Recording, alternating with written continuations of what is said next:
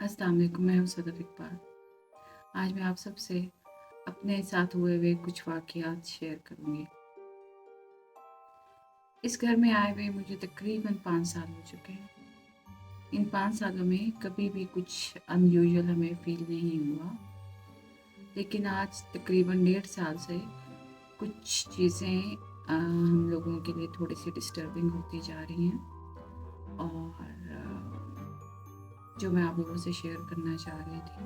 अच्छा, जब हम इस घर में शिफ्ट हुए थे तो हमारे साथ शुरू में ये ज़रूर होता था कि हमारे घर के जितने भी दरवाज़े हैं वो खुद ही लॉक हो जाया करते थे और वो कीज़ से भी नहीं खुलते थे और इवन कि जितना भी ट्राई कर लो दरवाज़ा नहीं खुलता था।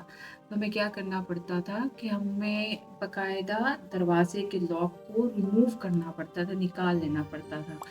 तो फिर नए लॉक लगते थे। हमने क्वालिटी में भी लाइक उनको चेंज कराया कि चलो जी ये सबसे अच्छे क्वालिटी के लगवा रहे हैं, तो शायद लॉक अच्छे नहीं लगे हुए, तो हमने सारे चेंज करवा दिए थे। उसके बाद भी दरवाज़े उसी तरह से लॉक होते थे और किसी सूरत नहीं खुलते थे।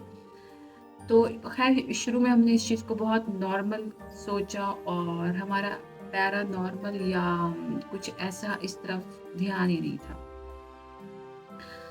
इवन आज के दिन तक मेरे घर के लॉक्स ख़राब हो जाते हैं, हमें उनको निकालना पड़ता है। अभी भी कुछ दरवाज़े ऐसे हैं, जिनके हमें लॉक्स निकालने में बिकॉज़ हम थक चुके हैं बार-बार लॉक चेंज करवा-करवा के।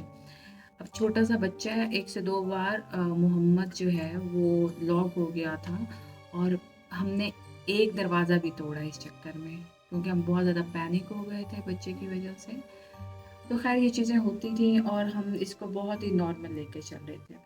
लेकिन आज तकरीबन डेढ़ साल से कुछ और ज़्यादा हमें मतलब प्रेज़ेंस फ़ील होना शुरू हुई है कि हमारे दरवाज़े जो हैं वो नॉक होते हैं, स्पेशली जब हम सब इकट्ठे होते हैं, मेरे रूम का दरवाज़ा नॉक होता है। लाइक क्योंकि मोस्टली मेरे बच्चे मेरे पास मेरे रूम में ही होते हैं, तो जो हमने फ़ील किया है कि दरवाज़ा नॉक होता है और उसके बाद डोर के नीचे हमें लिटरली शैडो फ़ील होता है। अच्छा, कुछ टाइम पहले जब ये सब होना शुरू हुआ है, तो दरवाज़ा नॉक होता था और पहले था कि चलो जी ये वहम है इस चीज़ को, बिकॉज़ मैं ये चाहती थी कि बच्चे ना डरें। लेकिन फिर ये बहुत ज़्यादा होना शुरू हो गया, तो इवन बच्चों को भी आइडिया था कि मम्मा डोर पे नॉक होता है और इवन लिटरली हमें डोर के नीचे एक शैडो से भी फ़ील होता था। तो उस रोज़ तकरीबन 3 सवा 3 का टाइम था, तो हमें ना काफ़ी ज़्यादा बिल्लियाँ रोने की आवाज़ आ रही थी। तो मैंने बच्चों को बोला कि घर के पीछे ज़ाहिर-सी बात है, एक खाली प्लॉट है, जिसकी वजह से वहाँ पे सारे जानवर इकट्ठे हो जाते हैं रात को। लाइक वो पार्टी-शार्टी करते थे, इसलिए जनाब वो फिर शोर-शोर होता है, वो बिल्लियाँ आवाज़ उनकी होती है।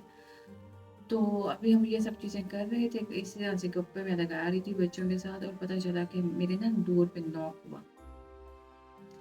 तो वी थॉट कि जी भाई आया है मेरा ना।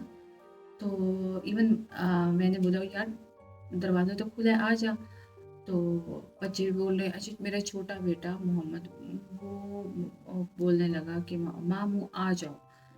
यानी उस बच्चे ने भी नोटिस किया कि दरवाज़े पे नॉक हुआ। अच्छा, दरवाज़ा फिर नॉक हुआ। मैंने कहा यार खुला है दरवाज़ा, तो अंदर आ। तो कोई आवाज़ नहीं आई। अब हमें शैडो नज़र आ रहा है दरवाज़े के नीचे से। बच्चे डर के बच्चे आराम से लाइक रूम के कॉर्नर पे चले गए ना, और मैंने लगाई छलांग और मैंने दरवाज़ा लॉक किया।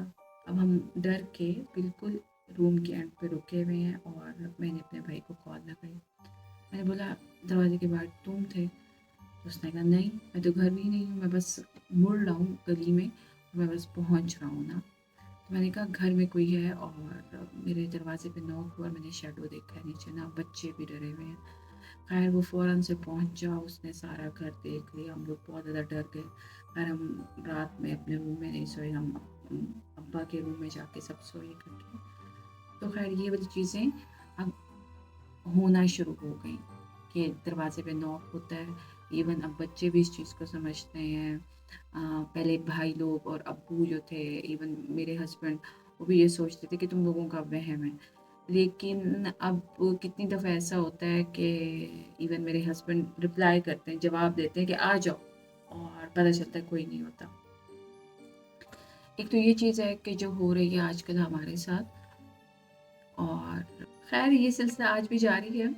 और डोर पे नॉक हो जाना और शैडो तो हम लोगों को नज़र आते हैं, लेकिन उस चीज़ को हमने बहुत नॉर्मल लिया हुआ है। हम इस्तग़फ़ार पढ़ते हैं।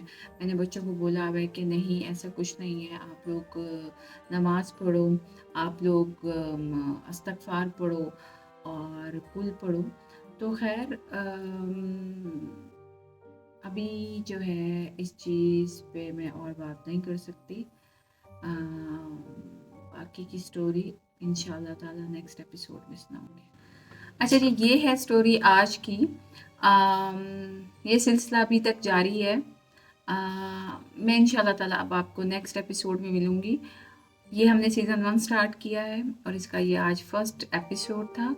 अगर आप ये लाइक करते हैं तो मैं फिर इसको कंटिन्यू करूँगी, और इससे बड़ी-बड़ी और बहुत ही स्पूकी, और जिन पे आप कभी शायद यकीन ना करें, ऐसी स्टोरीज़ हैं, वो मैं आप लोगों के साथ शेयर करूँगी।